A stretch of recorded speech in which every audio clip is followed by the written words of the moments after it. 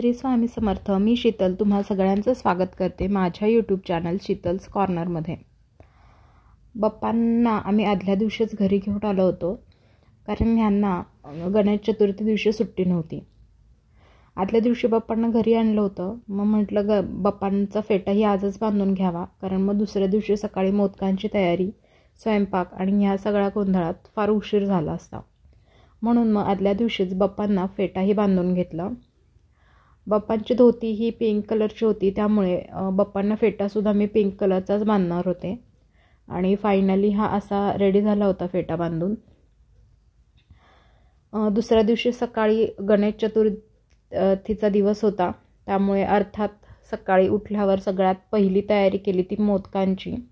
2 नारळ फोडून घेतले व बाबांनी मला ते दोन्हीही नारळ खाऊन दिले. अर्चूही मध्ये मध्ये लुडबुड करत होताच. 2 नारळांचा साधारण 4 वाट्या किस पडला होता. 4 वाट्या खोबऱ्याच्या किससाठी मी 2 वाट्या गूळ वापरला होता. तुपामध्ये ड्रायफ्रूट्स अगोदर रोस्ट करून घेतले होते. त्यानंतर त्यामध्ये खोबरं आणि गूळ टाकून घेतला आणि सगळं छान परतून घेतलं. सगळं परतून झाल्यानंतर त्यामध्ये वेलची पूड आणि थोडंसं जायफळ किसून टाकलं व हे मिश्रण पुन्हा एकदा व्यवस्थित मिक्स केलं. मी या अगोदरही सारणाची कृती माझ्या एका ब्लॉगमध्ये टाकली आहे, त्यामुळे मी इथे फार डिटेलमध्ये ही कृती नाही टाकणार आहे.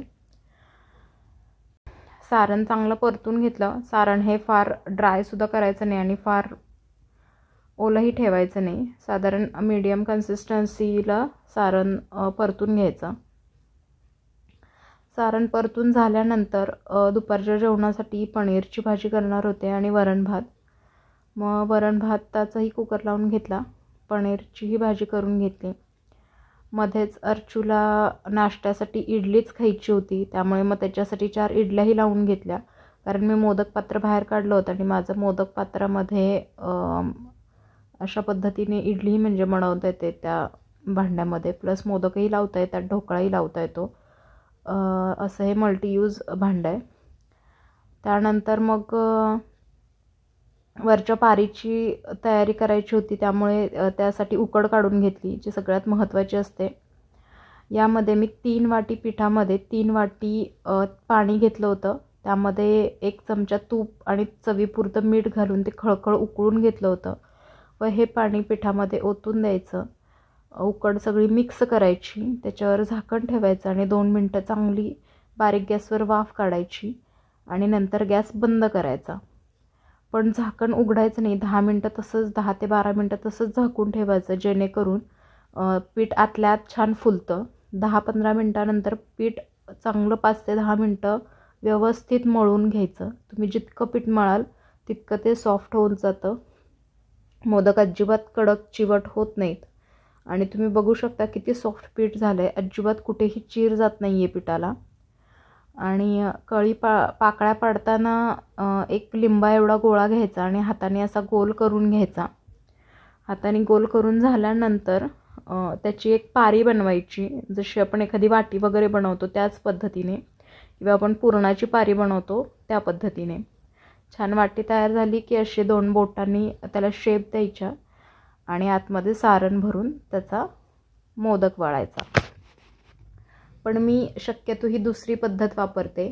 यामध्ये मी सरळ आपण जशी चपातीला लाटी लाटतो त्या पद्धतीने लाटी लाटून घेते आणि पीठ व्यवस्थित मळलं गेलं असेल तर तुम्ही आरामात ही अशी लाटी लाटू शकता. अजिबात चिरटत नाही, फाटत नाही.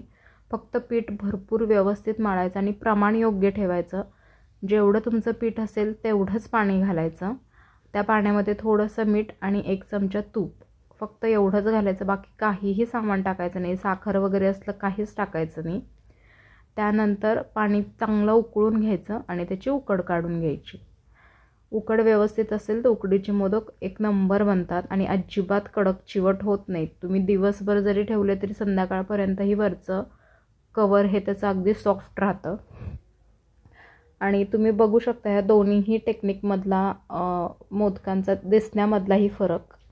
मला मोस्टली सेकंड पद्धत जास्त आवडते. एकतर पटकन होतात त्या पद्धतीने मोदक आणि अर्थात आपण गणेश चतुर्थीला थोडे जास्त प्रमाणात मोदक करतो, त्यामुळे इतरही गडबड असते. त्यामुळे ह्या पद्धतीने खूप भराभर होतात मोदक. एकदा नक्की ट्राय करून बघा. फक्त लाटी लाटताना खूप जोर नाही द्यायचा, हलक्या हाताने व्यवस्थित एकसारखी लाटी लाटून घ्यायची. खूप पातळ नाही, खूप जाड नाही. मोदक उकडायला लावले आणि लगेच गणपती बाप्पांची स्थापना करायला घेतली. कारण एकदा बाप्पांची स्थापना झाली, त्यांची आरती झाली की बाप्पांना तिष्ठत ठेवणं नैवेद्यासाठी योग्य नाही, म्हणून मी अगोदर मोदक लावून घेते आणि मग आम्ही बाप्पांची प्राणप्रतिष्ठा करतो, म्हणजे लगेच बाप्पांना नैवेद्य दाखवता येतो. तर माझ्याकडे अशी मेटलची मूर्ती आहे. आपण मोठ्या मूर्तीचा अभिषेक करू शकत नाही, त्यामुळे मग ह्या मूर्तीचा अभिषेक केला आणि ज्या पद्धतीने मला जमेल, जी पद्धती मला माहिती आहे त्या पद्धतीनुसार मी बाप्पांची पूजा करून घेतली, बाप्पांची प्राणप्रतिष्ठा करून घेतली. 5 पानांचे विडे ठेवले, त्याच्यावरती 5 फळं ठेवली, त्यानंतर फुलं वाहिली देवाला, त्यानंतर जानवं, वस्त्र, जे काही ज्या पद्धती मला माहिती आहे त्यानुसार मी सगळी पूजा करून घेतली. पानाचा विडा एक ठेवला होता, कलश मांडला, कलशावरती स्वास्तिक काढून घेतलं, त्याच्यावरती 5 उभ्या रेषा ओढल्या.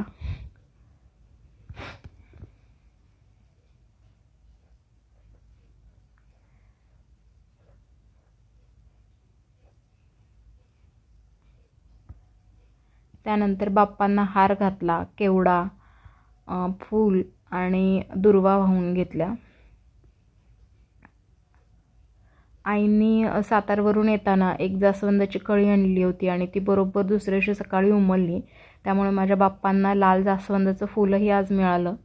त्याचबरोबर त्यानंतर आम्ही आरती केली.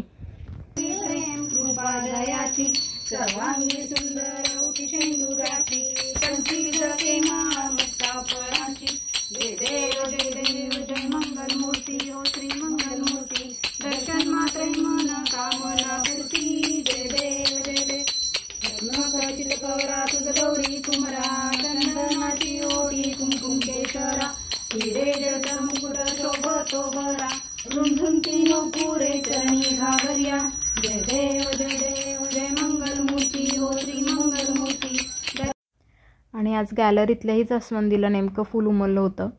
मग हे फुलंही अर्चितकडून मी बाप्पांना वाहून घेतलं.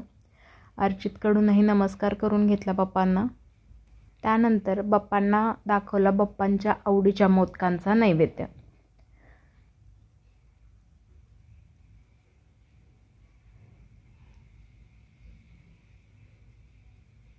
मी 11 उकडीचे आणि 10 कणकेचे मोदक केले होते. असे टोटल 21 नैवेद्यासाठी मोदक केले होते. कणकेचे मोदक हे मी स्पेशली अर्चित आणि अर्चितची मामी आबोली या दोघांसाठी केले होते, कारण त्यांना उकडीचे मोदक आवडत नाहीत. अर्चित हे उकडीचे मोदक फार आवडीने खात नाही. त्यानंतर अर्जुनही छान बाप्पांचा आशीर्वाद घेतला. नंतर मी स्वयंपाकाच्या तयारीला लागले. मला संध्याकाळी ह्यांच्यासाठीही कणकेचे मोदक करायचे होते, पण ते तळून करणार होते मी, त्यामुळे मी त्याच्यासाठी सारण बाजूला ठेवलं. आता मग थोडीशी उकड शिल्लक होती, मग म्हटलं ही उकड वायाला जाऊ नये म्हणून मग मी त्याच्या भाकरी करून घेतल्या. आणि अशा पद्धतीनं उकड काढून केलेल्या भाकरी ह्या खूप सॉफ्ट आणि खूप छान होतात, छान फुगतात. आणि पनीरसोबतही ही भाकरी खूप छान लागते. जशी आपण हॉटेलमध्ये रोटी खातो एखादी, त्या पद्धतीने ह्या भाकरीची टेस्ट असते. थोडंसं उकडमध्ये तुम्ही थोडंसं मीठ ऑलरेडी आपण टाकतो, त्यामुळे अजून एक चव येते या भाकरीला. सो मग भाकरी झाल्यानंतर असं दुपारचं जेवण करून घेतलं. चपात्याही केल्या होत्या मी. बाहेर दारात छोटीशी रांगोळी काढली. ॲक्च्युली मी खूप मोठ्या रांगोळ्या काढायच्या आधी, पण दारात प्रचंड वारं येतं माझ्या इथे आणि रांगोळी टिकतच नाही, म्हणजे 1-2 तासात रांगोळी बरीचशी उडून गेलेली असते, त्यामुळे मग मला फार मोठी रांगोळी काढता येत नाही. त्यानंतर अर्जुचं हे असं चालू होतं टाळ वगैरे घेऊन. मग संध्याकाळी यांच्यासाठी असे तळणीचे मोदक बनवले. त्याचाही नैवेद्य संध्याकाळी आरती झाल्यावर बाप्पाला दाखवून घेतला. घराच्या बाहेर मी हे अशी थोडीशी डेकोरेशन केलं होतं. खरं तर ज्यावेळी आमच्या घराची वास्तू शांत होती त्यासाठी मी ह्या सगळ्या माळा आणल्या होत्या आणि तेच सगळं सेटिंग मी याही वेळी वापरलं. म्हटलं एकाच वेळी मी त्यावेळी इन्व्हेस्ट यासाठी केलं होतं की मी प्रत्येक वेळी दिवाळीला असो किंवा गणेशोत्सवाला या सगळ्याचा वापर करू शकेन. सो मग तेवढ्याच हाईटच्या अशा माळा घेतल्या होत्या आणि हे तोरण आई सातारवरून घेऊन आल्या होत्या. आणि हे आमचे बाप्पा. तुम्हाला जर माझे व्हिडिओज आवडत असतील तर माझ्या चॅनलला लाईक, शेअर आणि सबस्क्राईब करायला अजिबात विसरू नका. सोबतच बेल आयकनही प्रेस करा म्हणजे मी टाकलेल्या प्रत्येक व्हिडिओचं नोटिफिकेशन सगळ्यात अगोदर तुम्हाला येतील व एकही व्हिडिओ मिस होणार नाही. Please like, share and subscribe my channel. Thanks for watching.